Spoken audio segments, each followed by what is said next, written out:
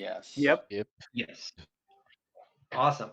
So, first of all, before I get any further, I really want to thank Bill and Sarah for all of their hard work setting this up, and Christiana too for all her hard work in organizing the scheduling and everything else. They really worked incredibly hard to get this con off the ground at really short notice. And I don't know about everybody else, but I've been extraordinarily happy with all the panels so far and how great it's been. So welcome to Games and Gamification as Transformative Pedagogy in the Archaeology Classroom. Basically, a very fancy way of saying that games and gamification can transform teaching in the classroom. It doesn't matter whether you're talking K through 12 or post-secondary education or even graduate level of education. There's always something to learn through the process of play. And I think the really remarkable thing is, first of all, to sort of define archaeogaming, I'd like to sort of expand the scope beyond just digital games, but also to include board games, to include tabletop RPGs, and other even academic exercises that have been gamified to an extent. But the question is sort of, what makes pedagogy, what makes learning transformative? And the definition that I go with was from a really remarkable article by a Nigerian American scholar named, and I'm going to butcher her name here, Omiyanota Ukpekodu. And she defined transformative pedagogy as teaching that empowers students to critically examine their beliefs, values, and assumptions, and prior knowledge and critical discourse with the goal of developing a reflective knowledge base of value from multiple perspectives. So in other words, it forces students, or not really forces students, but empowers students to examine critically their beliefs, values, assumption, prior knowledge, and critical discourse. It makes it gives an agency, but it also allows them to sort of change and transform their learning. So it's not just about student engagement; it's about creating new ways of learning that can really sort of be remarkable. So the sort of open question that I'm going to sort of start with is, how can teaching using games and gamification in the classroom be transformative?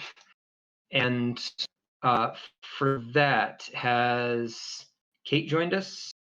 No. So for that, I think we'll kick it over first to Jacob, if okay.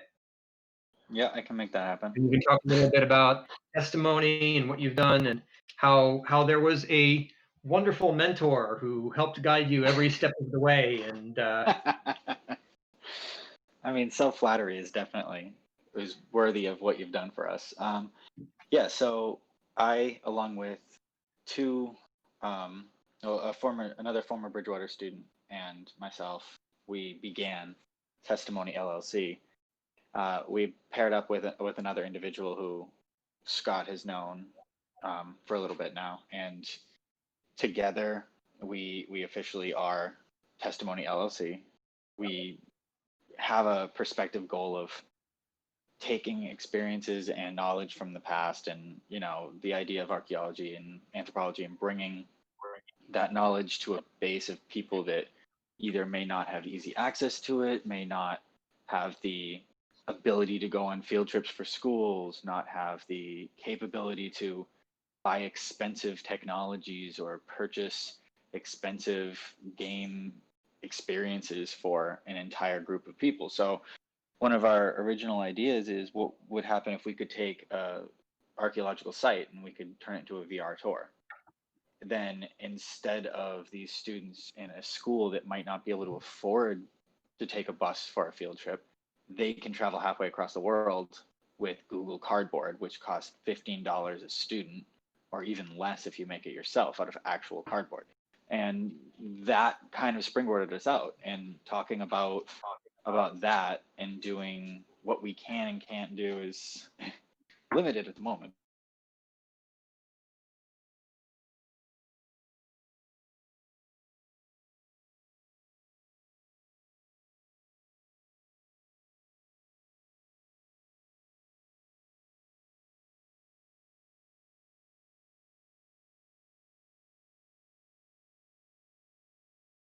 think that'd be something that would be really interesting to a lot of people in this specific subfield.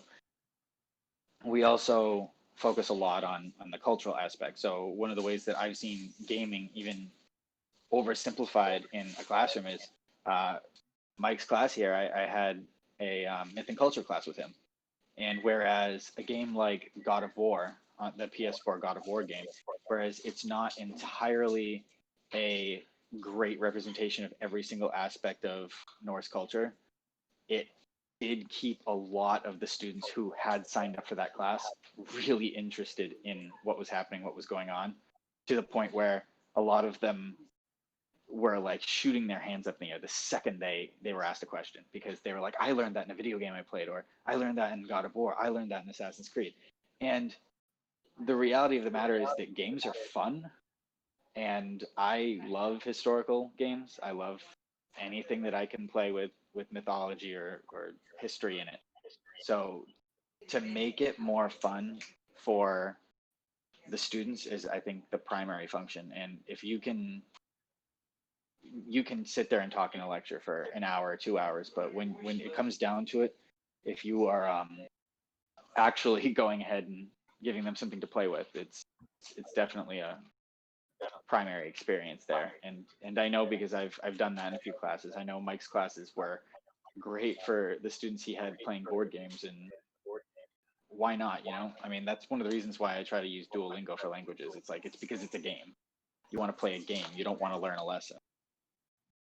So that's primarily what my major focus areas are, and I'll be able to chime in more as other people talk, but I'm going to give some other people time to throw a few things in the ring, but I'm here.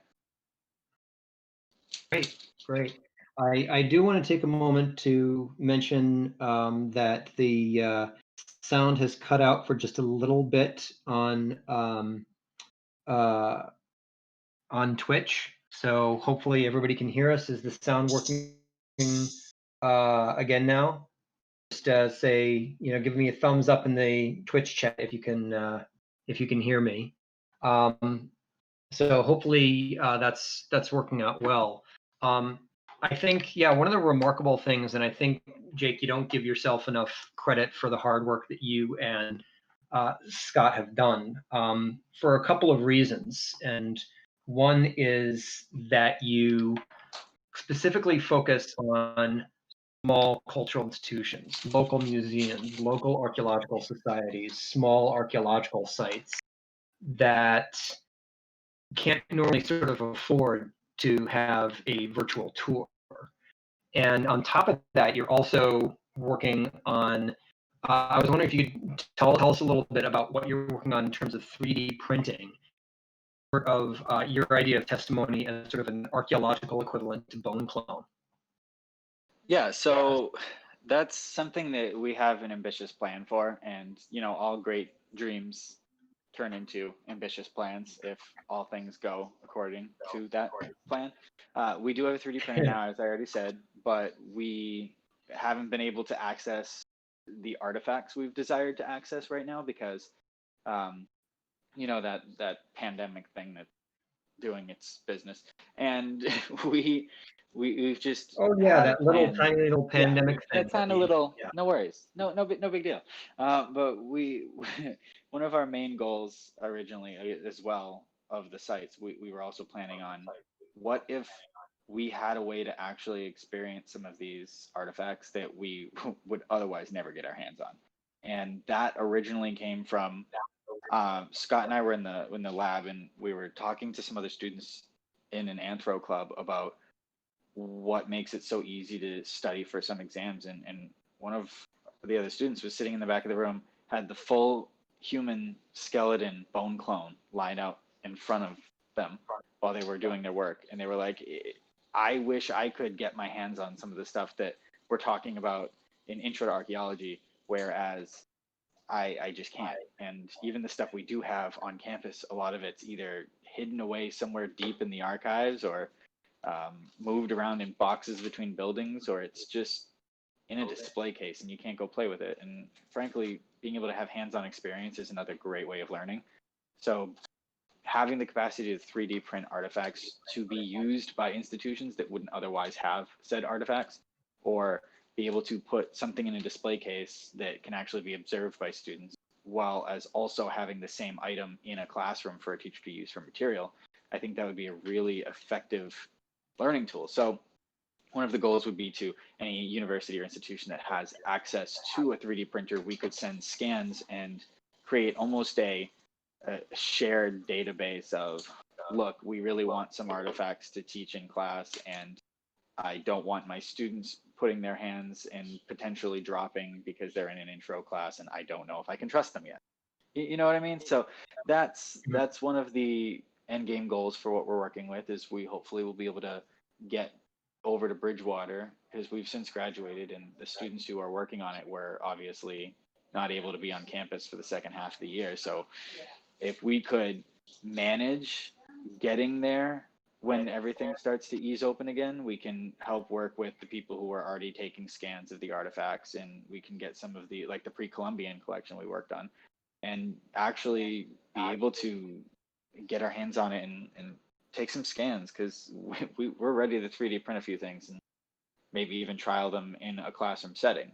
And trust me, it's way more fun than sitting in front of a whiteboard and just listening to a lecture. I mean, don't get me wrong.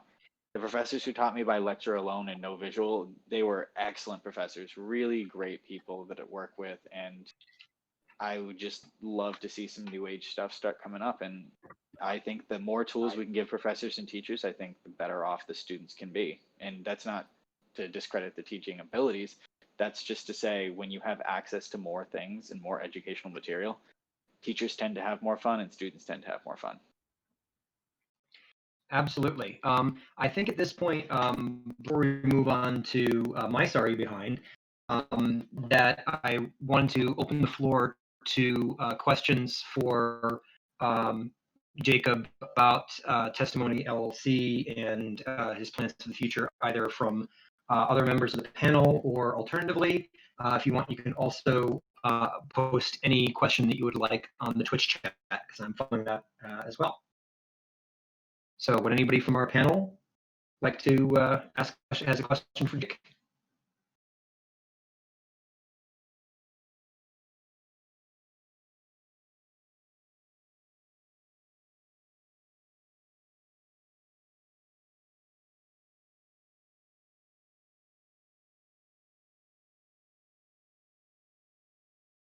Anybody from our panel?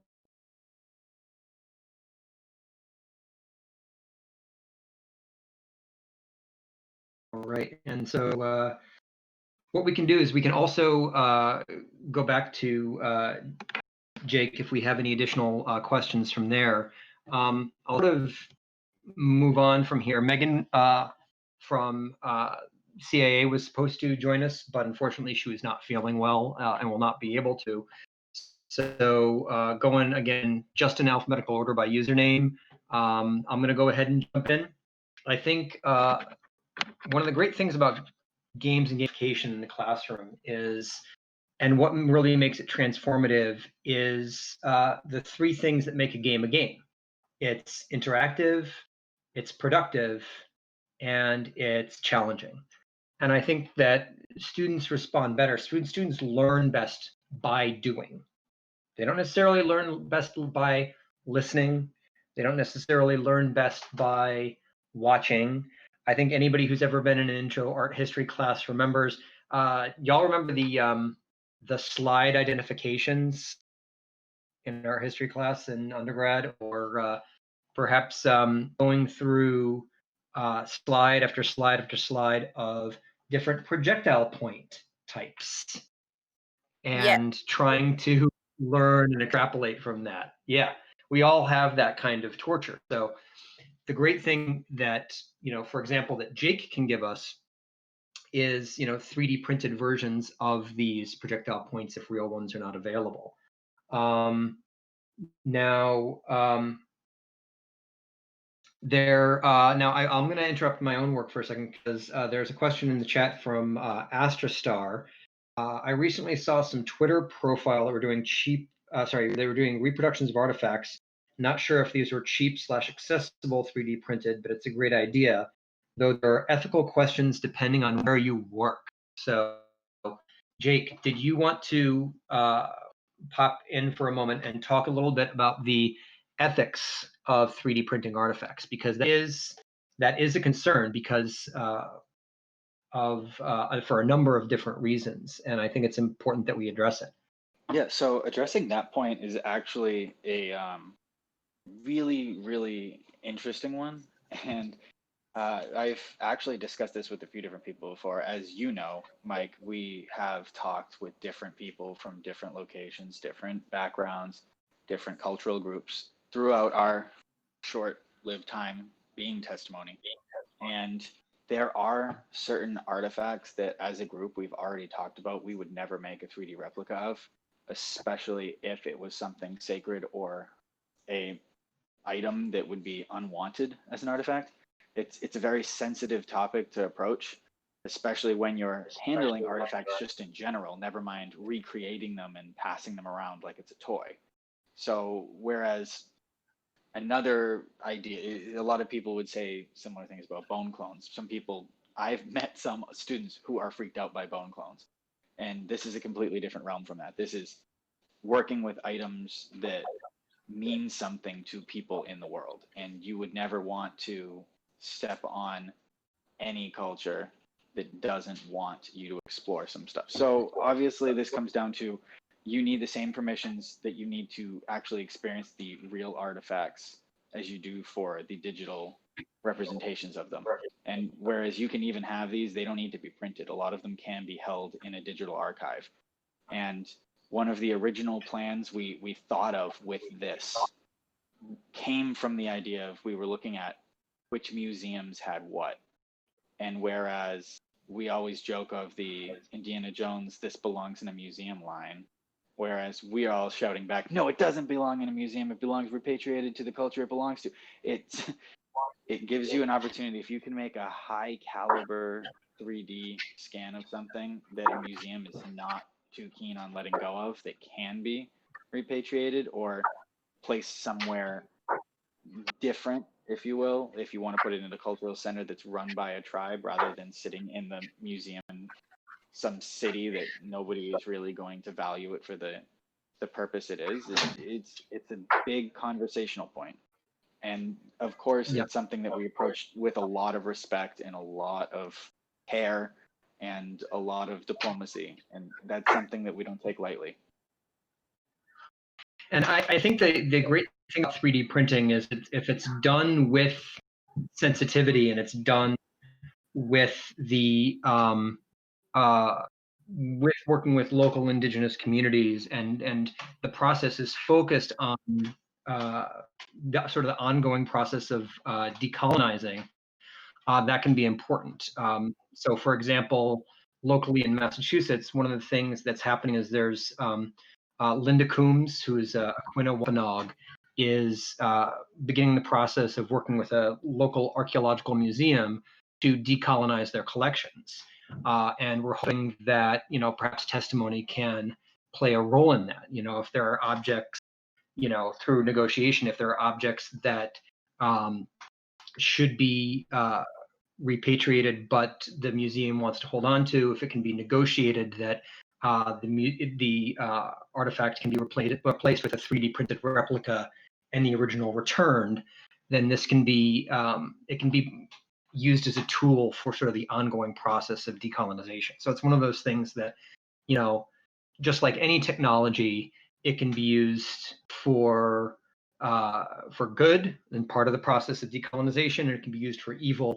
When you see examples of, for example, of people 3D printing or 3D scanning the cultural heritage of others and then copywriting that 3D scan and trying to make a profit off of it. So, but anyway, it says someone's mic is open and causing some feedback. So let's see. Do we have any, who do we have that has an open mic right now? So, oh,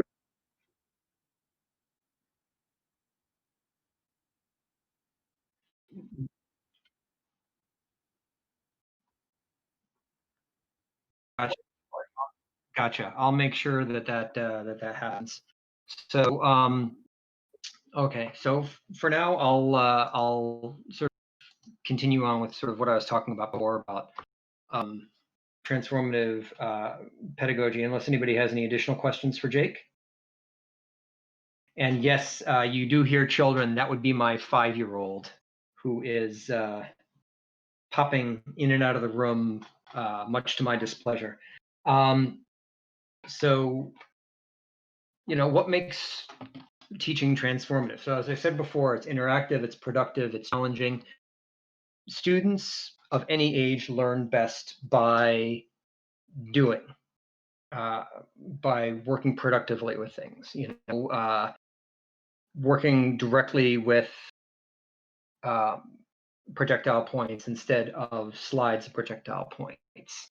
Additionally, games and gamification also are about imaginative worlds, whether those imaginative worlds are digital or whether they are strictly in the imagination, as in the case with tabletop games and board games.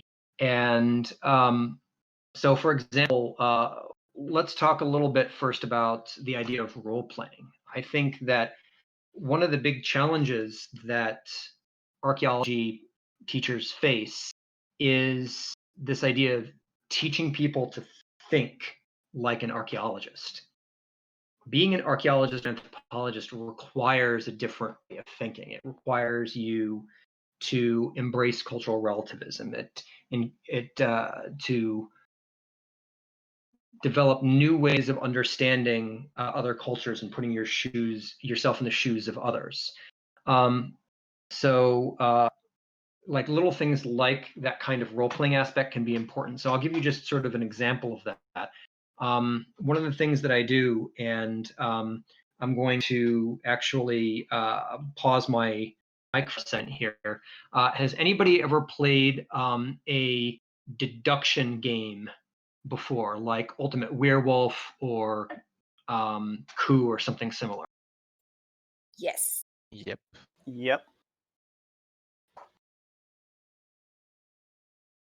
So a lot of people have played that. I did something similar in my introduction to archaeology class. One of the things that I do is the class before I give each student the name tag of a prominent archaeologist, and I have them research that archaeologist's work, going all the way from Augustus Fox Lane Pitt Rivers and start of total recording in the 19th century up through till the present day. So everybody gets their own name tag, and this is actually based on an exercise that can be found in Renfrew's Archaeology Essentials 2nd edition, and I just sort of gamified that exercise.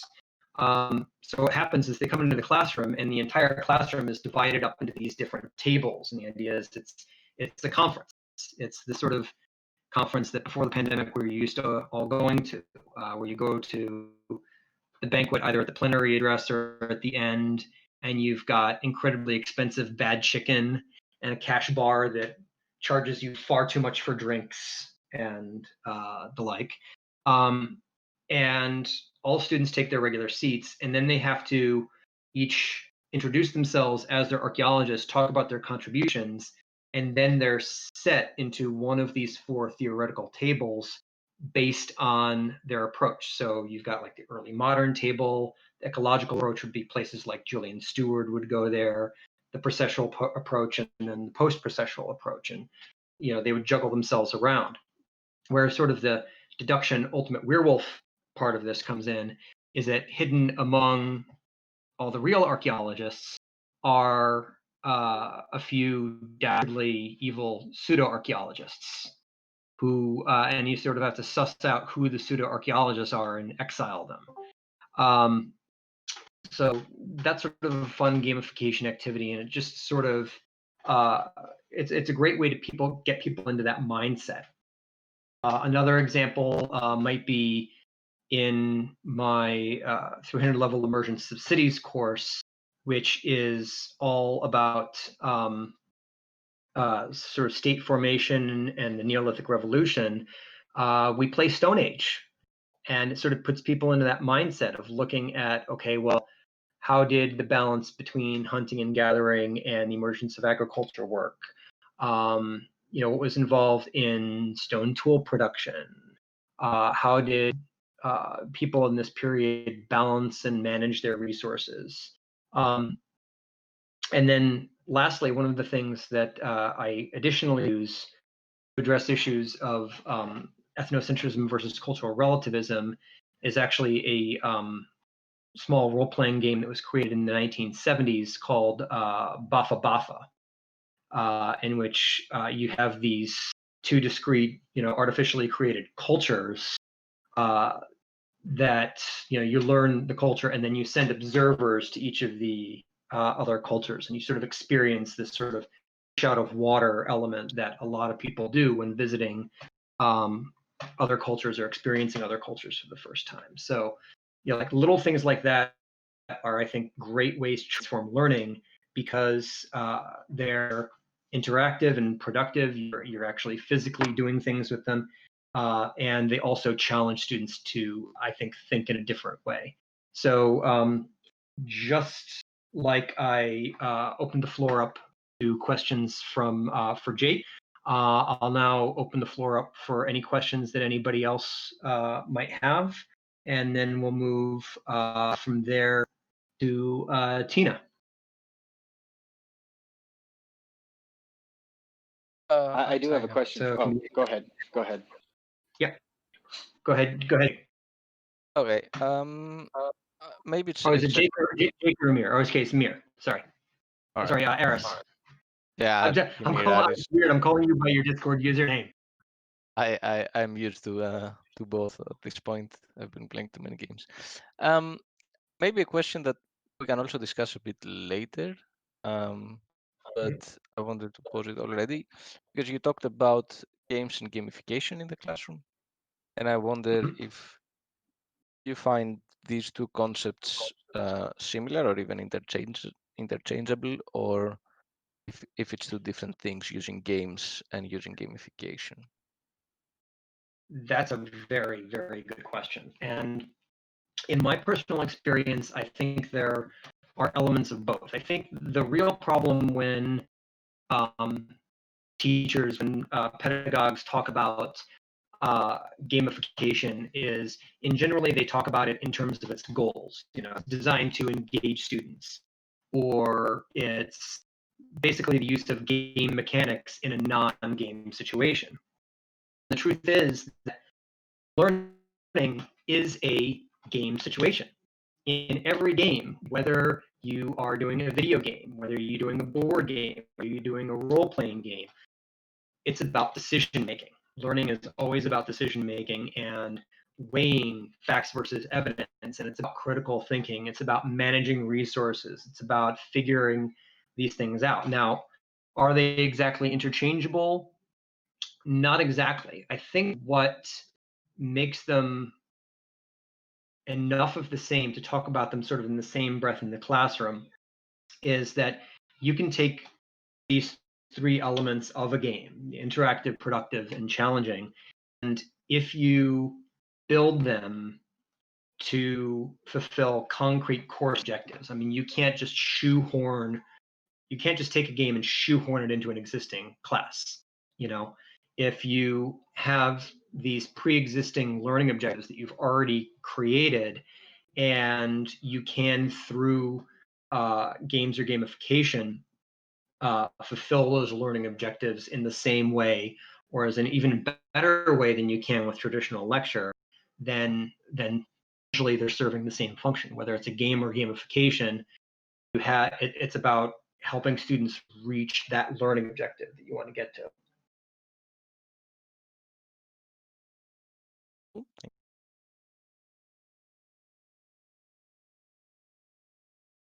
Any other questions? Jake, I know you had one. Yeah, so I'm actually going to hold on to my question for a few, because I know a few other people who are going to talk have ideas that are just going to fuel my questions further. So I'm going to let other people go on to the next person, and I'm going to try and intertwine this so that later on anybody can answer this. Excellent. That sounds great. So we'll move on from here, and again, going by alphabetical order by username, go to Tina. So Yeah. I guess the question for Tina, what makes teaching using games in the classroom transformative? Excellent question. What can I say that has not been said yet?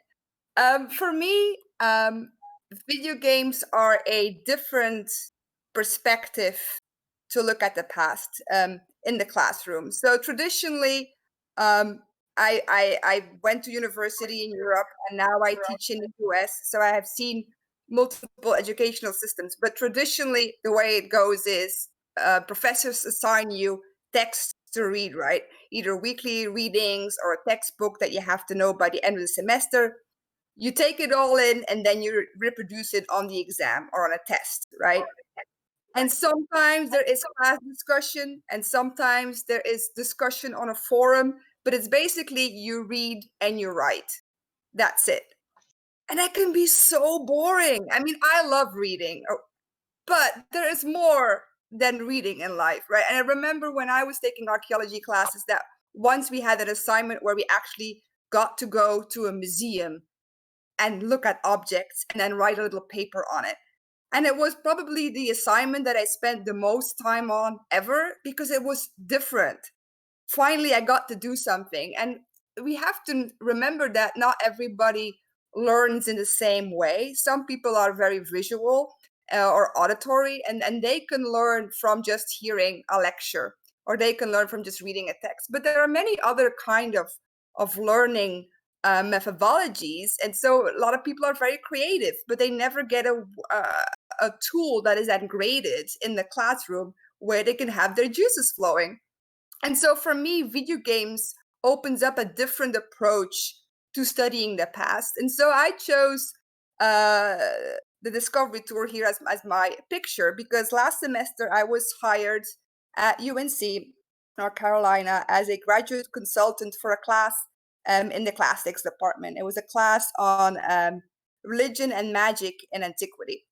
And so the professor that I was working with was already trying to approach this topic very holistic. So they had weekly readings and discussions and then forum posts, but they also had to make an object in the makerspace. So they actually had to go to the UNC makerspace, choose a magical object from antiquity of their choosing, an amulet or a magical brick or whatever, and then 3D print it or make it in ancient fabrics or make it on a sewing machine or whatever.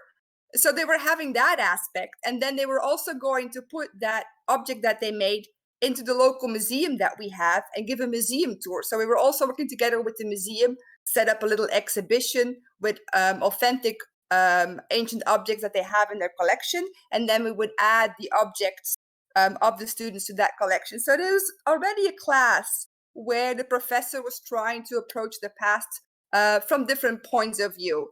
And so I thought this would be a perfect class to implement video games. So together with the professor, we had the students play Assassin's Creed Discovery Tours. So it was quite an endeavor to set that all up. And I can talk more in detail how it went. We had to work together with Ubisoft. We had to work together with the e-gaming initiative on campus to have all the hardware that we needed, etc. But we basically made the students go through tours of their own choosing with assigned guidelines and assigned objectives.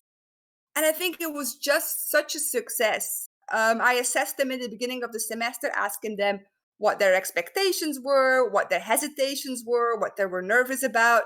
And then also at the end of the semester, I asked them how it went, what they found was successful, what they wished could have been different, etc., to really gauge what the effect was of using video games in the classroom, and if this was something that we could do more often. And over the line, I think I would say everybody was so happy that we did that. The most useful thing that I got, I think, was for a lot of people, this was the first time that they were taking a class in the classics department, because in the US you have to take classes in different departments, no matter what your major is or what your field of study is. So a lot of them were studying chemistry or medicine and then had to take a classics class. So they had no idea about ancient Rome or ancient Greece or how those worlds looked like or what people did in those days. And yes, you can make them read articles, but nothing is as in depth as actually walking around and seeing these buildings and seeing the landscape and seeing the colors. In an ideal world, we would take them to ancient Greece ourselves, and maybe, who knows, one day with 3D classes or whatever, that might be kind of doable. But for now, this is the closest thing that we have to actually immersing them into this ancient world and having them go around and exploring the world. And I think it was very eye-opening for a lot of people when they wrote, like, I had no idea that the temples were that big. I read about them and I read about the dimensions, but it's actually when you stand in front of a giant statue and see it with your own eyes that you realize how big these things were, for example. So for me, it adds another layer. I'm not going to say it should completely replace readings. I think reading articles is equally as important, but it adds another dimension to looking at the past in the classroom.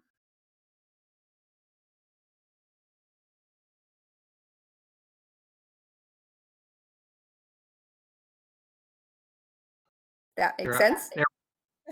So that's absolutely great, Tina. I did want to ask you one question, or really just an extra comment, and I think maybe Nathaniel can jump in on this too. I loved your idea of the museum tour and 3D printing an object and that story about the makerspace. I think some important elements that I would just think would be great to add in there is something about, you know, the fact that museums are not neutral.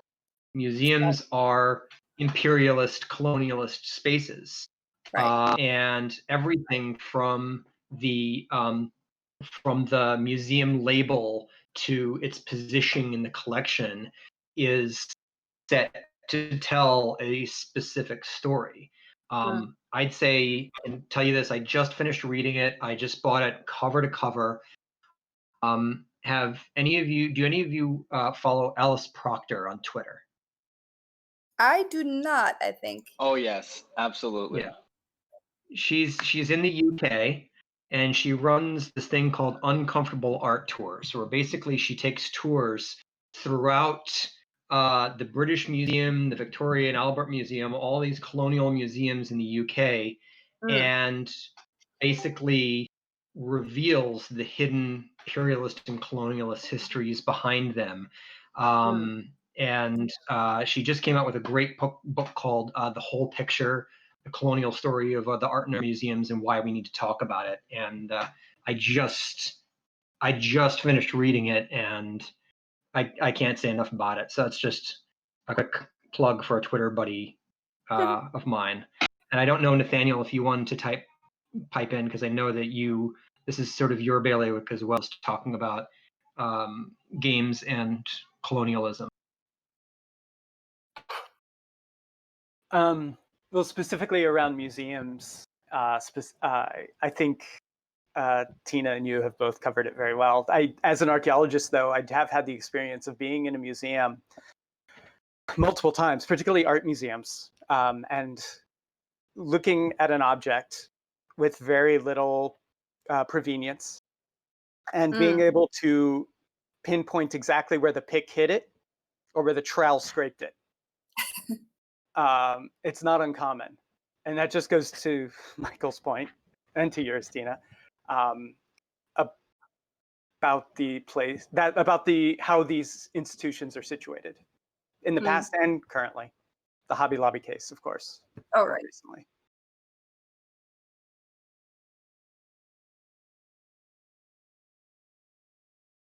I gotta unmute myself here, but are there any other questions for Tina, either from the Twitch chat or from our other panelists? I have a quick one. So Sure. regarding the Assassin's Creed Discovery, I haven't actually personally spoken to anybody who has implemented it in an educational setting yet. How is the reception on that for the let's say, non-students who are gamers? Because I know that a lot of people who are familiar with the gaming series knows and is excited whenever they release something like the Discovery Tour for free. I was curious, how do other people receive that? You mean students who normally don't play? Students that don't normally play, and or any other faculty or educators hearing Yeah, that so a I game had called to- Assassin's Creed. Right. I had to first of all convince the professor that I was working with that this was doable and something that would be interesting. So I just brought my laptop to her office room. I booted up the game and I showed her, and she was immediately like, wow, I have never seen anything like that. The graphics are just, she was just blown away. So just, and luckily for me, she was immediately on board and like, okay, let's do this. What are the steps that we have to go through? I want to do this. And by coincidence, our English Lit department has just opened past academic year a new initiative called the Gaming Initiative. And as part of that, they have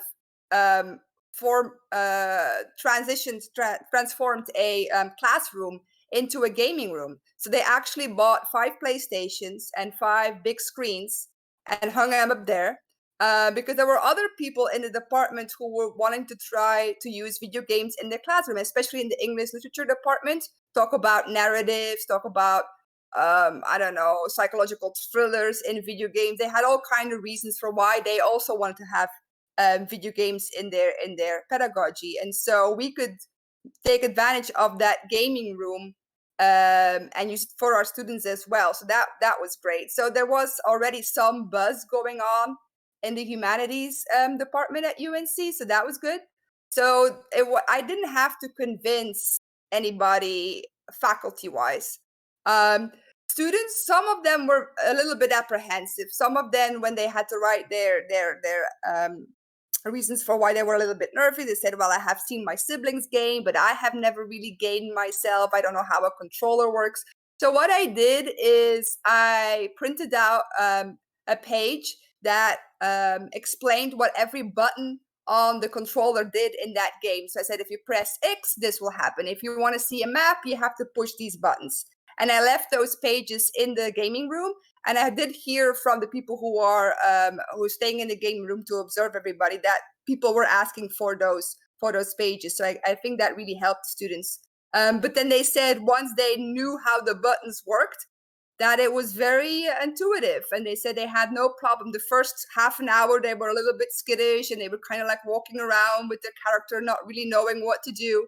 But we did do one of the tours, a very short one. I think there was the house tour in Odyssey. We did together in the classroom on the big screen. So I showed them how it worked. I said, look, you have to go to this first page, this first light beam. Then something will pop up, you can read it, then you walk with your character to the next one. There are no enemies. So I took them through that tour to familiarize them with the setting, how it all works. And I think that calmed them down. And then they took their time to figure it out themselves. And then they could just come back to the room as many times as they wanted to. We had sign-up sheets. So if people needed a little bit more time to get used to it, we never said, like, you have to do the assignment by tomorrow. It was always by in 2 or 3 weeks, you have to have the assignment done. So people could take their time. They could meet up with other friends. They could go in groups, 2 or 3 or 4 people. As long as everybody had the controller in their hand at some point, that was fine. But they could go in little groups so that one could help them out if they had difficulty. But in the end, everybody said, no, I figured it out and it was fine. And now I want to do more of it. And now maybe I will pick up the controller at home where my boyfriend has a PlayStation or whatever. So I think it was very successful in that regard. I think just to open the floor, I'd like to open the floor to the rest of the panel for this question as well, because what Tina was just talking about made me think of this when she was talking about students who really aren't gamers. There's a very good chance of having at least 1 or 2 gamers in the classroom. What do people on the panel think about the possibility for games and gamification as a vehicle for peer teaching, for students teaching themselves, and the idea of the student-led classroom? Well, to chime in on that point really quick, That was one of the things that I had mentioned earlier when I was talking on my points was the myth and culture class that I had taken with you. I very distinctly remember 4 or 5 students who were just in awe the moment you said we were going to move on to Norse mythology, because they had played God of War very recently. It was a brand new game that had just come out, and they were like, I know all of these things. I learned all of this stuff. This is so cool. And then other things they had learned from even D&D, and you were just so much more excited when they already had an idea of what was happening. Half the other kids in the room were sitting there like, what on earth is happening? How do they already know this? And if people knew that they could learn while having fun, I think it helps others learn when it's guided by somebody who's of their same age group. Yeah, hi. I just joined the panel. I was actually enough teaching. I'm at UBC. Some of you know me from yesterday. I was the one streaming Assassin's Creed Origins. I am using video games to teach Greek and Roman mythology, and we are using them to talk about reception, because many video games have designs that are taken from the ancient world and from either archaeological sites or ancient material culture and all of that. So we're You want to bring it using them. back? Oh yeah, well, we should. No, but we're using that also to see, explore video games that have been, put out, and see what kind of elements they have taken from antiquity and from, and how they have reinterpreted them. And I found that, sorry, there's an ambulance passing. Okay. Even students who are not gamers are actually into that, and some of them actually pick up games because of that. So sorry, I'm in a weird neighborhood right now. So even if they're not like gamers, Michael, are you okay? Yeah, I'm fine. It's just Still New York. around? It's okay. There must be okay. Something happened. Sorry, a moving track. All right. No, but anyways, it's I think the games have been like if I had video games in class when I was learning, it would have been fantastic. I would have been more interested in what I was doing. And so I think that it is a good thing. My department is not resistant to video games. They're not like they're very on board with the with using them. Although we use them in like also for pointing out things that are not totally accurate. But it's fun and it's very engaging, even for people who don't care. Sorry for the dramatic siren effects. The cops have found me.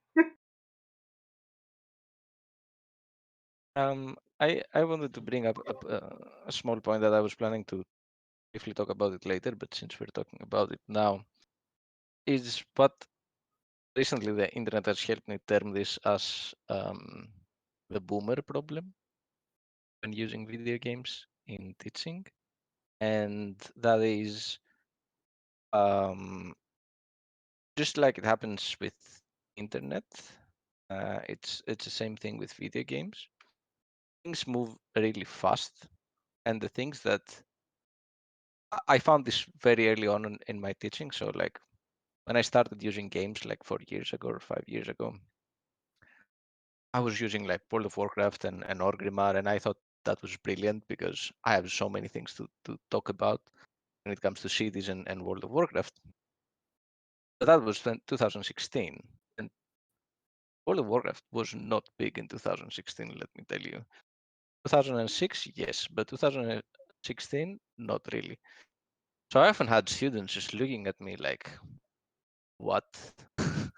What is this guy talking about? And even though they could grasp the concept of, all right, this must be a little bit cool because it's about games, so I guess it's kind of cool that he's teaching us with games, but they couldn't really get it.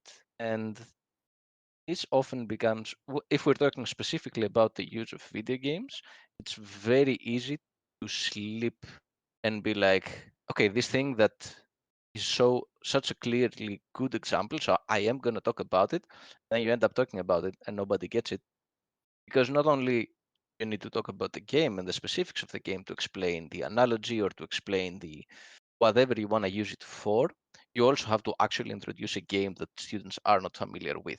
And then it becomes actually a double problem because your gamer students maybe don't know it, and then your students who are not gamers have to both be convinced about this game and be convinced about games in general.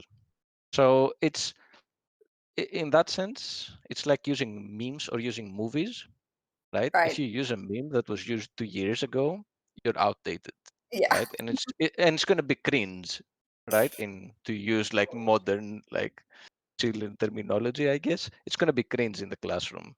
But if you use an up-to-date meme, then it's fun. Right. Then it becomes extremely difficult to do, because not only you have to be up to date in your research, but you have to be up to date in your memes, or in this case, in your games, to make it make sense to a class of 20-year-olds. Well, on the other hand, they still show Gladiator and Sparta, for God's sakes, in every classics room I've ever been in. So Yeah, and it maybe doesn't make sense, right? That I think is a problem. People are using like Indiana Jones, like kids have any idea who Indiana Jones is, thing and is the 40 truth is years old. that they don't. Yeah, exactly. Well, there was even somebody in one of my classes, I remember, who had said, one of my professors made a joke about Indiana Jones, and there was a student who genuinely sat there and said, yeah, that movie with Shia LaBeouf was bad. And the professor said, you know, that was like not what we're talking about here. And they're like, I thought that was the only one. So it's like, there Wow. are people who have not experienced this. I know my head exploded in the classroom, but that's not the point. The point is, if you don't stay up to date, well, I might still play World of Warcraft. There aren't many younger people getting into World of Warcraft right now. And when you're using a game like Assassin's Creed that you see plastered on every ad whenever it comes up, have you been able to go on the internet in the past month without seeing something about Valhalla showing up all over your media? No, you can't, because it's everywhere. So when you use a game that's new and updated, even if a student's never heard of it, just seeing that name there, they're like, oh, I've heard of that one before. That's new. Whereas if you're talking about Forerunner technology and anthropological work within Halo or something, someone's like, wow, Halo, what did you used to play that on your Xbox 360? Yeah. Well, I hope that we're all gamers enough that we want to stay up to date with the game that we play as well. I wouldn't show them a game from the year 2000 to talk about ancient Rome, personally.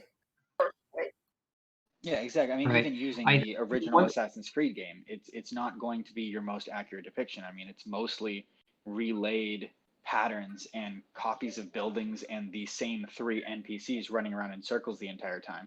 Whereas the newer games like Watch Dogs Legion coming out sometime this year or something, it's like you can play as any NPC and each one has its own story. They have more money to go into games now. So when you have Assassin's Creed Origins, as you guys were talking about before, you have one of the most accurate recreations digitally of Egypt. And you just can't get that with a simulation or a slideshow sometimes. It's something that students get to actually experience themselves. Right. I think one thing, just to interject, because there are a couple of comments from the chat that are sort of relevant to this, and I'll address them first. Short Round mentions sort of on the positive side that playing games, this is quote, through playing games you get a highly personal experience. As gamers, we all know this to sometimes create a very powerful and sometimes very emotional memory for us. For students, this has the potential to invoke greater interest, but also help with retaining that knowledge long term. So I want to sort of get your impressions of that idea, and then sort of go back to the idea of outdated games for a moment, because another thing that came up in the Twitch chat is how it's often a very expensive investment for professors to invest in new games.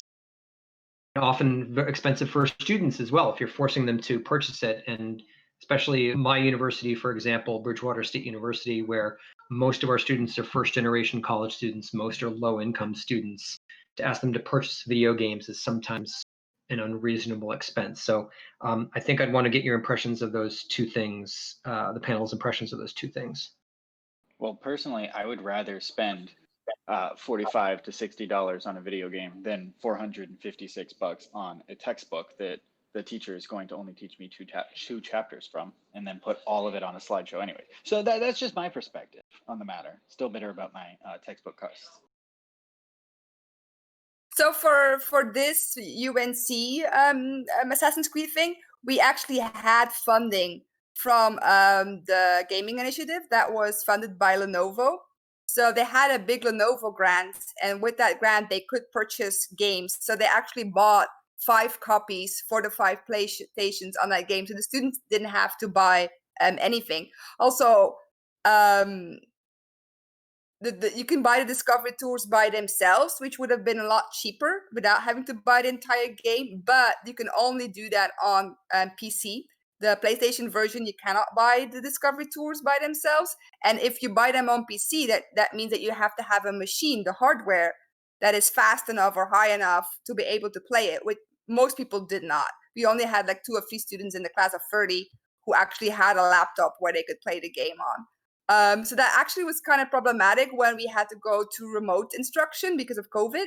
So when school campus closed and everybody had to go home and we could no longer give them access to the gaming room, what we did is we just gave them the link to the YouTube clips where they could watch the tours on YouTube by themselves. So for the people who did have the game at home, they could still do the actual tours by themselves.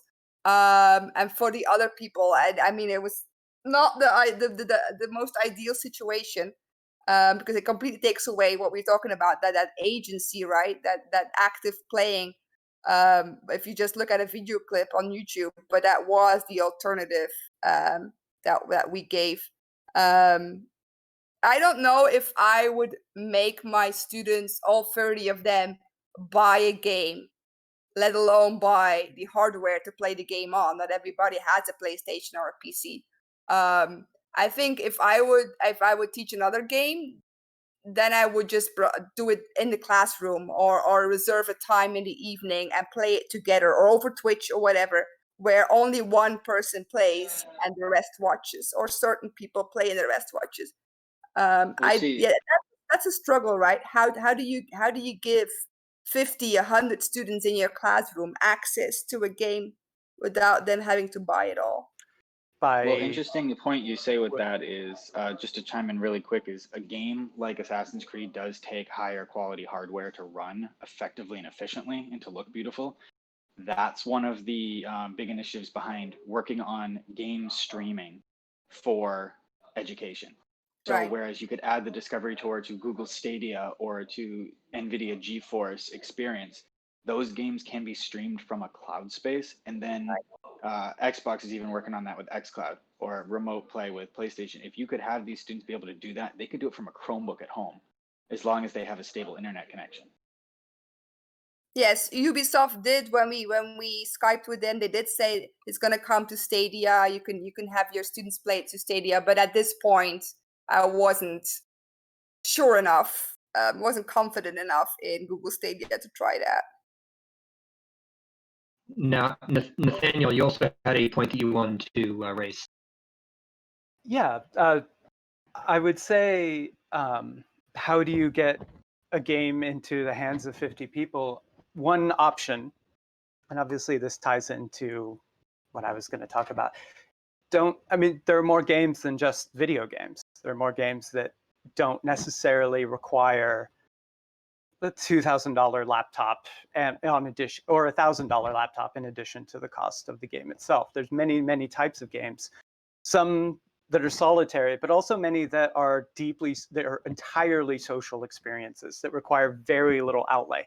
It takes a little bit of looking to find those games, and then to learn them, and then to try to translate that to a classroom with a lot of people. But the basement price of the potential of a game of some type into a classroom could be fairly low if you're looking beyond virtual environments like Assassin's Creed. Yeah, and when you mentioned that, I did my own little happy dance, because I'm not a video gamer myself. I'm a board gamer, an RPGer, and I think that those imagined experiences can be very powerful. So the comment on expense, thank you, Astrastar, for that. We also had the comment that I mentioned from Short Round that I'd like to get the panel's impression on. Through playing games, you get a highly personal experience. As gamers, we all know this. to sometimes create very powerful and sometimes emotional memories for us. For students, this has the potential to invoke greater interest, but also help retaining that knowledge long term. What do you think about this idea, whether it's through the digital media or through board games or planned imagination, collaborative storytelling games, of creating those emotional experiences and the effect that they can have on learning? I totally agree. Not just for the emotional experience, but for the knowledge retention, the memory. I mean, I remember having to learn every ancient city on the map in Greece, and then reproducing that on the exam, and learning what dot on the map was what city. And it took me hours to just memorize every tiny little dot on the map.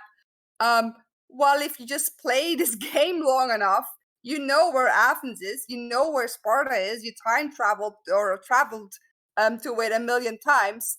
So for sure, it's a lot better to memorize stuff through a video game than through just passive learning. I think that the active versus passive part plays a big role in that. Most of our learning traditionally is passive, right? You read a text from beginning to end. You watch a movie from beginning to end.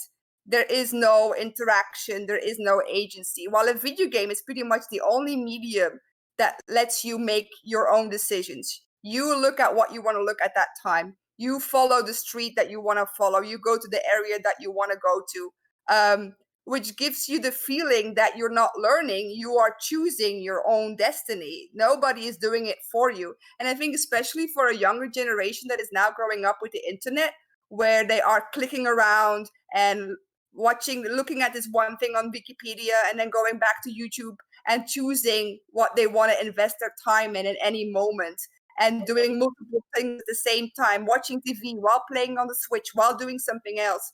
A video game is a much better medium for them to focus on exactly what they want to focus on, and then kind of ignore the rest, which I think traditional learning techniques don't offer as well. Chiming in on that one as well. I'd agree. I would say one thing I'd want. I'm so sorry, Jake. I just want to interject for 1 second. I'd agree, Gina. I would just want to say that we need to expand beyond digital video games and into the area of board games and role playing, because the great thing about, particularly for example with pen and paper role playing, is even with the video game, you are locked into what the programmer has created. We've seen this new emergence of video games, of sort of the sandbox video game, the open world video games like Skyrim, like Assassin's Creed, that's no longer like Super Mario Brothers, where you're going from point A to point B, but still at the same time, you are locked into what the programmer has created. With tabletop, whether it's board games or RPGs, you're limited only by the rule set and your own imaginations. And I think that creates just as great a emotional connection, just as great a sense of agency in students. Well, Mike, see, that was one of the things I was going to chime in on really quick with was in the comments on the Twitch stream, I noticed that Astra had said that she uses, there's like a sense of sensory landscape archaeology. If you're somewhere in Assassin's Creed, you're like, what would this area smell like? Would I get things from the market? Would I be able to feel the wind? You get the same idea when you're doing tabletop, whereas you may not be able to just do the same idea. But like you said, with imagination, you get to sit there as the rules are being written, the game unfolds in front of you. You get to actually consider and use your full imagination, even without the visual experience. You do still get the tactile experience, and you get to use that imagination to help better your learning. Because as we've talked about before in the past, not every student learns the same. So if you allow them to have a visual aid while also being able to control their own narrative, they really do get to express their own personality through their learning experience.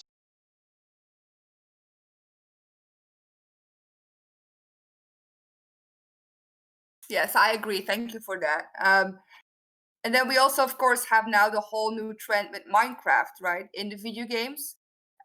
Or even what Astra was showing a couple of hours ago in her presentation, where you can make your own quests and tours in Assassin's Creed. I mean, Steve blew my mind with that one. I hadn't even thought about that, where you can have your students make their own quests in the world.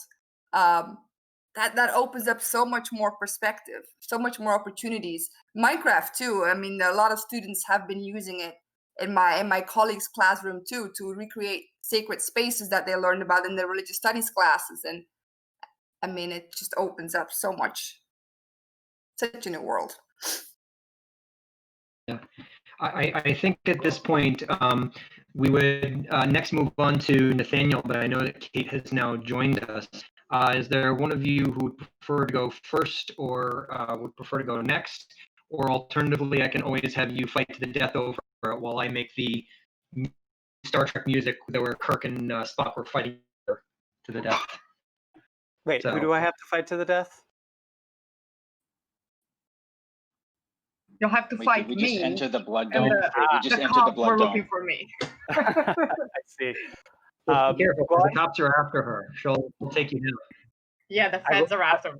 But I will actually have to like leave my audio off because there's a big move coming in the building, so I will not speak and let everyone else speak. I will chat instead. Sorry about that. It's a moving day apparently. Okay. That's okay. That's okay. So we'll move on to Nathaniel, and we'll continue to take questions from the chat and other panelists. So we'll move on to Nathaniel. Nathaniel, what makes games and gamification in the classroom transformative? So where should I start? The thing, in my opinion, that like makes them transformative in the classroom, outside of the classroom, what makes them a good teaching tool is the same thing that underlies just about every type of game we've discussed. And that's the reward structure. What is the purpose of the game itself? Because every single game we've talked about has one. And that reward structure, to go back to Jacob's initial talking points, is what makes the game fun. And it also, it gets students to buy in. It gets students to really, it can, if it's a good game, it can get people to buy in and participate in this experience. Whether it's experience points or just points, like whatever the game is about is what drives the whole purpose of the game. And obviously I'm thinking of board games in particular, but also tabletop games and video games. It all applies. So in the classroom, the reward structure of a game, the purpose of the game, like it's built engagement. It makes it fun. But beyond that, as I am repeating myself, it makes it underlies the ethos of the game. I see Michael put a picture of imperialism. It's a classic. Imperialism and colonialism is a classic thing in board games specifically, but also in many computer games. And the reward structure there is to expand, to explore, there's a genre of video games and board games called 4X. And it's expand, explore, exterminate. Forget the fourth X. It's exploit and then exterminate. Exploit, yes. It that's colonialism in a nutshell, and that's a genre of games. And the reward structure there is to expand as much as possible, to research as much as possible, to become efficient as possible. But it goes beyond just like obvious themes of games with obvious themes of colonialism and imperialism and so on. And Dungeons and Dragons. The point of the game is to get experience, to get a higher level, and that's the reward. You get XP, you get gold, so you can buy better items, spend the XP to get more powerful, to kill bigger monsters, and the reward cycle continues. And it's not just quite a critique, but it's also what makes them fun. you get the most money in an heavy like economic game and you win, and it's great. You're able to build this really efficient series of combos in a Euro board game or in a video game like Slay the Spire. And it's really satisfying to chain those combos and to get that slight endorphin hit when you win or when it works. So yeah, that's kind of underlying all these conversations that we've been having today and in games in general. What are you doing in the game? In Assassin's Creed, and I have to actually, I don't like Assassin's Creed. It's me, it's not it. I'm sorry, don't kick me out. I apologize. But in Assassin's Creed, the point of the game is you get experience points for exploring the open world, which is wonderful. You get experience points for killing bad guys, Templars, which give you better abilities to do better at killing bad guys. And this feedback loop creates this really interesting, amazing open world where you always have something to do and are always wanting to do it. And that goes with every good game that we've discussed. So yeah, that's kind of, so the reward structure, it makes the game about something, regardless of however that reward structure manifests. And it makes us want to play them. And it makes students want to engage with them. And that's the opening.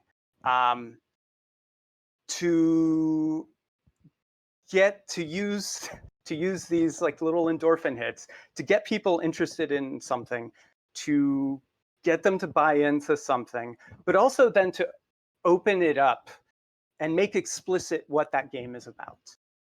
Because all games are about something on some level. Often, and this is critiques of games and game themes, often they're problematic. There have been many discussions throughout this convention and panel about those issues. But there's something to it that makes them fun. I think that's enough of my TED Talk for now. I think that you brought up some really, really good points. I think I would have a couple of questions for you.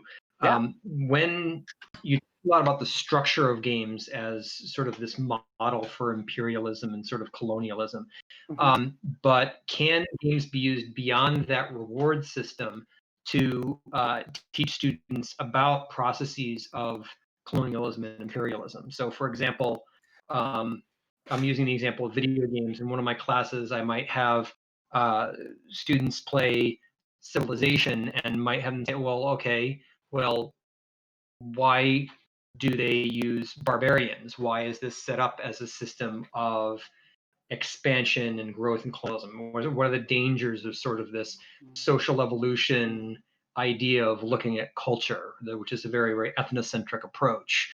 So I guess my question is beyond just the reward system and engaging students, can games also be used to transform teaching in that way, to sort of teach anti-racism, anti-colonialism, and teach about the ongoing process of, say, settler colonialism or something like that? So, yes, yes. I play too many games to say otherwise, of many types. So there's like the issue I raised of critique of games, but there's also games of critique. And there's also many games where there's intentionality in the ways they discuss those subjects.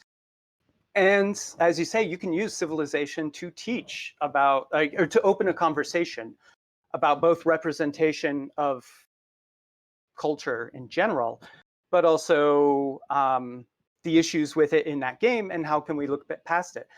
But there's also games that beyond like just using games with problematic mechanics to illustrate, to open this conversation, there's also games that do a really, really good job of subverting them intentionally.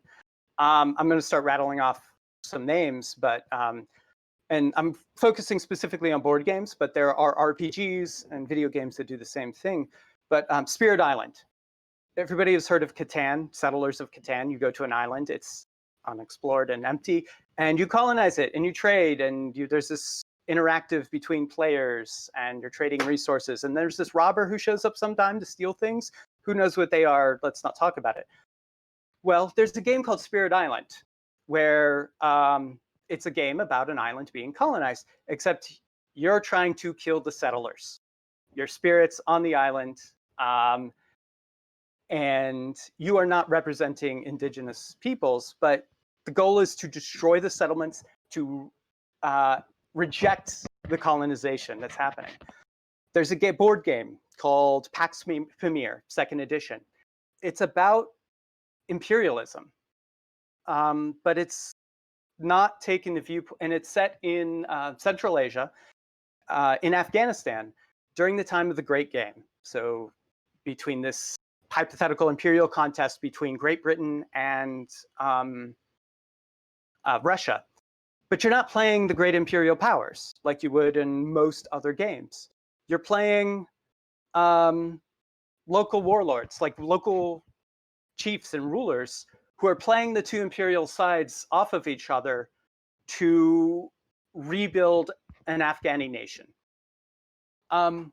So yes, to bring all this around, yes, to your point, absolutely, even problematic games can be used to drill down into these issues in a constructive way. But there's also games that subvert it intentionally that can also be used as a conversation opener, and like way to get people to understand historical situations or archaeological situations in different ways. Right. And one thing that is also an option, this happened a few years ago, and I'm going to post the link in the Twitch chat now, is as anthropologists and archaeologists, we can also support the work of indigenous scholars and marginalized peoples who produce games that sort of fly in the face of this Eurocentric model. For example, in 2017, I just posted the link on Twitch. 3 indigenous scholars in the Pacific Northwest created a game called Potlatch, which is basically about simulating potlatch, simulating Coast Salish economic and cultural activity. And it's a game created by indigenous scholars to illustrate to non-indigenous peoples indigenous lifeways.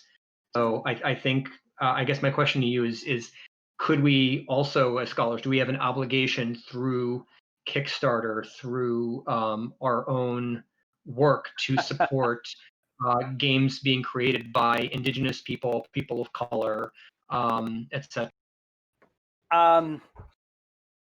You're throwing me easy questions, Michael. Yeah, in the Archeo Gaming Con Discord, I posted a list of role-playing games by some indigenous, basically games by by people who are often underrepresented in gaming spaces. So the list is in the Discord, and I'll post it on that Google document that is in the Twitch chat. But yes, absolutely. Not games by people like who are who aren't white males. Games from people who in communities that are often underrepresented in gaming spaces. Yes, because often those games, they come from very different places.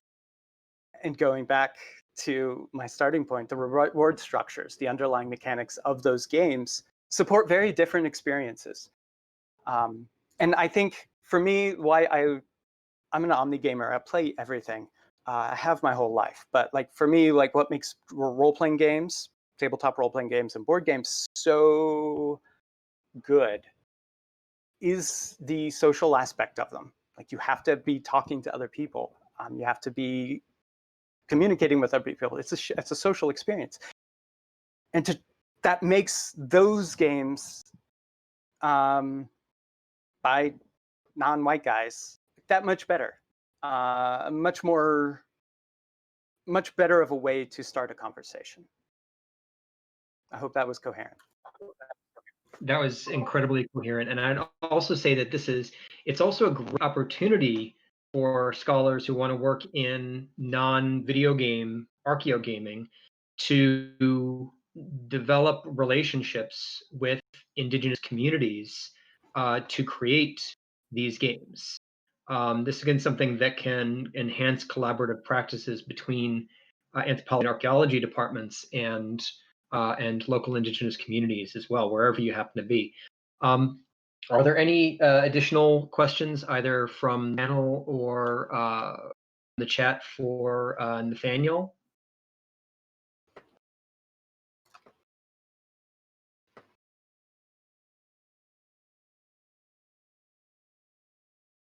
Ooh, and actually, Jake actually brought up another example of an indigenous peoples created game to check out called Never Alone. So, Jake, if you want to talk about that. Info. Yeah, I can. So I can put. I've already talked about this briefly in the actual Discord chat, and I'll be more than happy to post a couple links if anyone wants to go look up the game themselves. I thoroughly enjoy the game, and it is a platformer side-scrolling game, which we had mentioned before about how you had made a joke about Mario, and whereas ideally you think that the open world games are going to be the ones that you're going to want to go to for this expansive sandbox of a creation, but when you have a game like oh, sorry, I was just reading a thing. When you have a game like Never Alone and you actually get to see videos and art created and manufactured by the people who the game is about, it's really not only culturally sensitive, but also very educational for people playing the game. Whereas it may not be too hardcore and Assassin's Creed level graphics, but it can still teach you a lot. And whereas the game only lets you move left, right, and jump, I learned a lot from it. And I really think that keeping some of the information limited so that everyone can go and actually experience them for themselves. It's a game that you can get on any console or your phone for just a few bucks, and it usually goes on sale every now and then, but I'm pretty sure that it's pretty good one to check out because it's an interactive educational experience.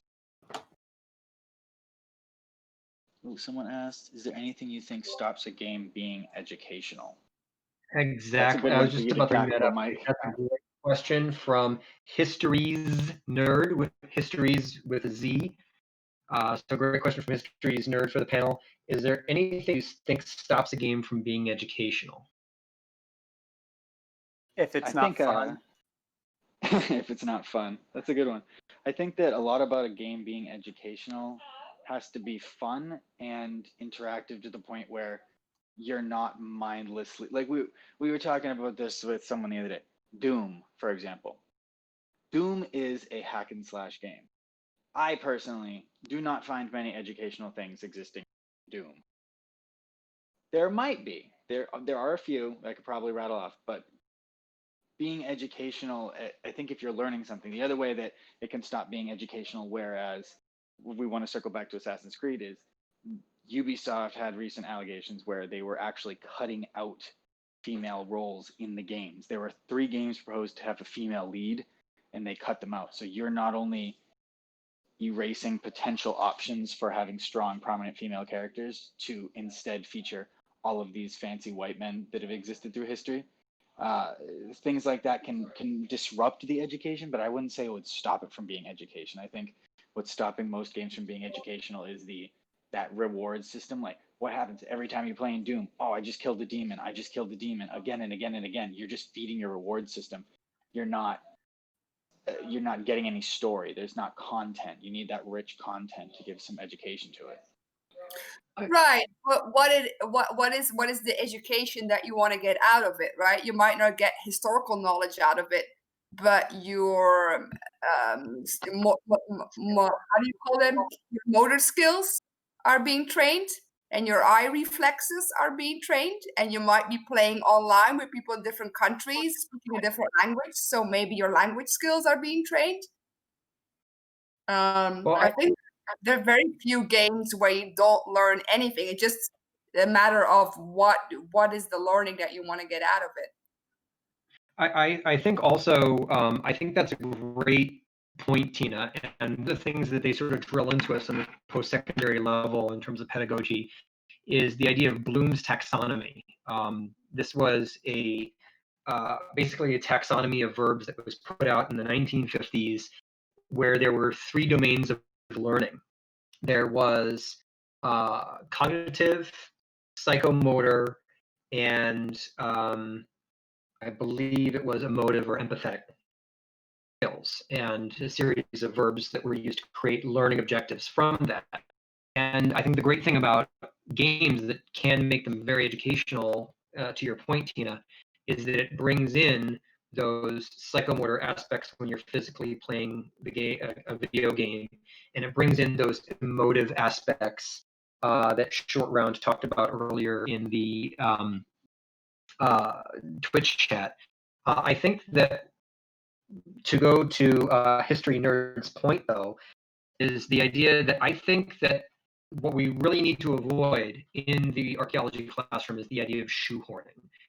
You have to start your course with concrete learning objectives that have nothing to do with gaming, and then see if there are gamification exercises which can effectively help you meet those learning objectives.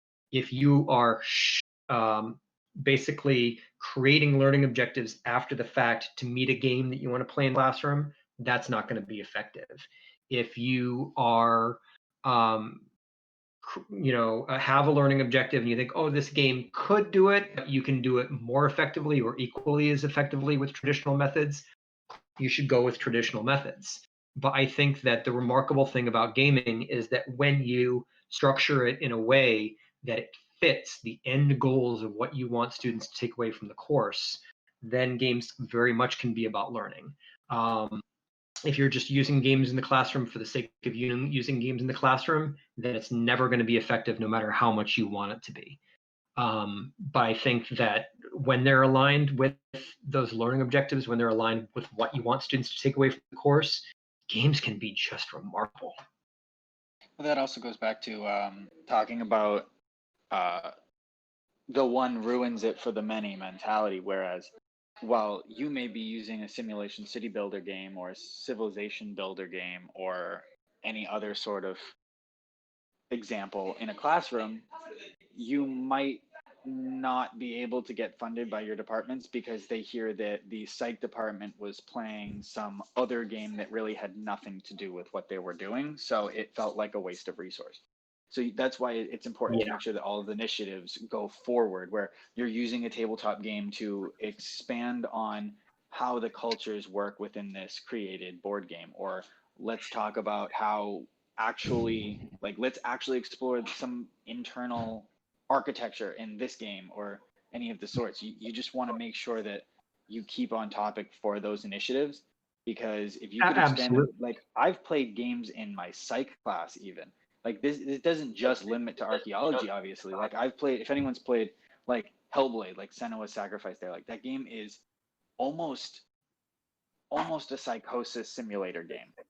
And it also teaches Norse mythology. So if you can do something like that, like you can even bridge the gap between different fields to teach, and that's a combined initiative. I think that's a great idea, but I think that also brings up the idea that so many universities, my own university, Bridgewater State, has an Office of Teaching and Learning. We also have a Teaching and Technology Center that issued a virtual reality initiative for the classroom as well. So if you can, as an instructor, try to ensure that gamification in the classroom goes through these institutions, goes through these university offices, so that it is organized in such a way that it can be effective in teaching. It's not just being used by other professors as an excuse to use games in the classroom. I think if you can create it as sort of a concerted effort, then that's an option as well. And then the K through 12 system, that's also something that can be introduced, particularly since so much of K through 12 education is now being done virtually. But I think, yeah, going through the system and going through these to ensure that these games are not just ancillary, but are central to the learning objectives that you want to instill, that can be incredibly important.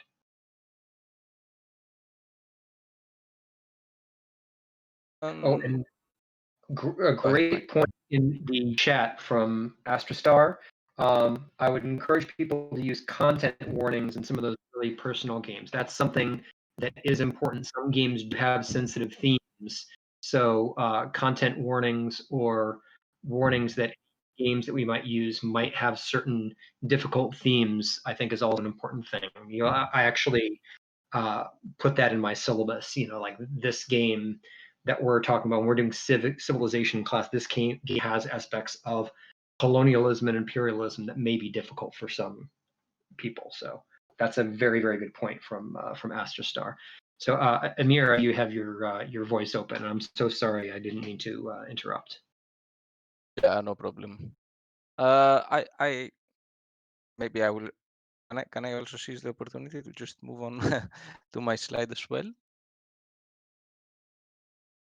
Because I feel we're also running out of time. So I think we've discussed a lot of aspects of using games in the classroom, some of them more technical, some of them more creative, and some of them more related to archaeology and some not. Generally, the things that I have gathered from these talks are one, that generally games are perceived as a tool for pedagogy and as a tool for teaching. A key thing that makes games useful is their interactivity, and that they can combat sort of the boredom that is caused in the traditional classroom by bringing in a fun aspect. Basically, the whole games are cool, and they also have like a nice visual sense into them that makes it more exciting, makes it different from something else. I have in my classroom, I've done a series of different things, and I'm also developing a series of different things. For the most part, because I've been teaching really big classes, which like 100 students plus, which makes it extremely difficult to have them all play a game, and it is much more probable that you will have non-gamers in there. I've been using games as analogies, and what I call analogies is that I'm using a game that either I show as screenshots, as a video, or just simply by explaining it, to use it as an analogy for a concept, for an archaeological concept, to frame the discussion around something that is more familiar to the crowd. Because it's different to discuss collapse in very abstract terms and what does collapse mean, for example, and it's a little bit easier to describe collapse when you talk about a post-apocalyptic game or a post-apocalyptic movie, for that matter. And I've also written a little bit about this, but I think this is a pretty decent use of games. It's in the classroom. It's also something that circumvents some of the technicality issues that were brought up, as in having to go through departments to explain why you're doing it, because, well, it's just part of your slideshow. But it falls more into the category of traditional teaching, just using games as an analogy. In terms of using the games themselves and whether they are a tool or not, and whether one has to go first to the learning objectives or not, I would like to bring up a couple of critical points, not by means of saying that anybody in this call is wrong, of course, but just to spice up the discussion a little bit. I would say that actually games are good teaching tools exactly because they can lack a reward structure. I think reward structures in games generally tend to do, especially when we're teaching history, tends to do exactly the opposite of what we want to teach. Reward structure creates linear narratives where you have to go through certain moves to achieve a goal, and history is simply not linear. And so games that have reward structures often tend to teach the wrong impression of history. Games like Civilization, for example, which have a very clear concept of a reward structure, tends to teach this more colonial, more Western view. And on the other hand, you can have plenty of games that do not have a reward structure. Like today, we played Microscope, for example, and based on playing these games, you can engage once again with concepts and ideas around history, or if you play Artifact, you can engage with concepts and ideas around materiality that actually undermine this concept of a reward structure, actually undermine. And you don't need a reward structure to have students to buy into the games, because if you frame the discussion around the games, and I think, and I disagree a little bit with Michael there, that you first have to have your teaching goals or your learning objectives and then get in the game. I think these two need to be intertwined, because if you have a learning objective and then you try to find a game that fits in, you might have the opposite problem of trying to make the game fit in a little bit too much, and then it ends up like not working really. You really need to design these things together. So you need to have a game that would produce the type of result that you want, but you also need to know what that result is, right? And interweave these two things into something that can be productive within a classroom setting, into something that can have the students reflect on it, or learn just by playing, or play and then discuss it. Because in the end, for me, and that for me is the bottom line, is that games are interactive indeed, and they're challenging, and they can be productive, but they also cannot be productive. But for me, the key word is fun. And I think all games are fun, even the games that are boring and we call them not fun because we don't like them, they're still fun, right? And I think the classroom, in generally, that is my opinion of academia more broadly. I think research is fun, and I think we should be playing our research much more. But focusing on the classroom in this case, I think this fun aspect and thinking not only in terms of games, but in terms of play, right? That's why I brought up the question about gamification, because for me, it's not about the game, but it's about making something playable, having people being able to play and have fun within this setting. And with this as a springboard, you can then start building on what kind of concepts, ideas, and learning objectives can be brought in and how they can be adjusted to get the desired result. This is what I had to say. Thank you. I hope I was not too critical, but I just thought I would bring up something. You were not political at all. And I think you're absolutely right. I mean, that's why I specifically also made the title, Games and Gamification in Archaeological Pedagogy, because it doesn't have to be a game strictly. We can use games in the classroom, but we can also simply add an element of play in a form of gamification that can engage students and also transform learning in a way. I'm so glad also that you brought up the idea of games as analogies, because that's a great idea.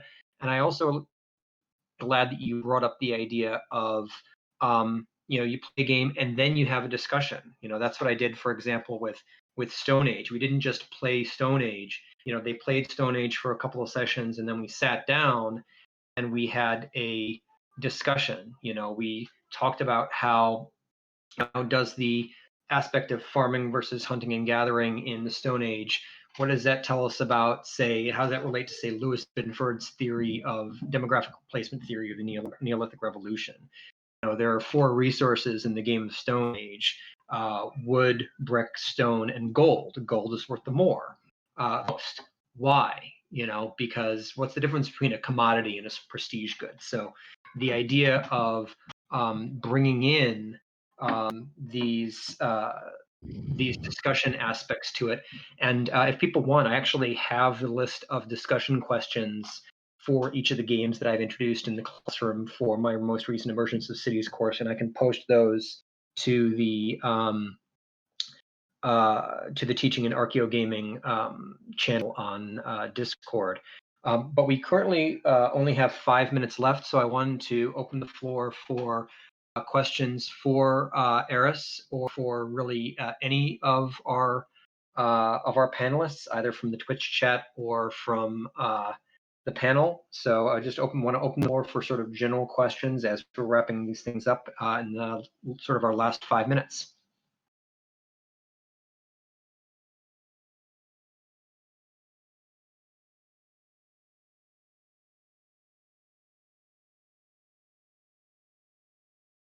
Jake asked in the chat, "Aren't games fun?" Yes, I would imagine that they are. That is one question. So yes, they are. If anybody has any other questions for anyone else, like, go for it. We have a couple minutes, I think you said. So yeah, we have anything else. If if anybody had like a point they wanted to make, anybody from the panel or anyone who didn't get to talk enough, if anyone had a point, like what is the most important core part of using a game for education? I had a question for Tina. And I have a question for everyone. You Sure, can go ahead.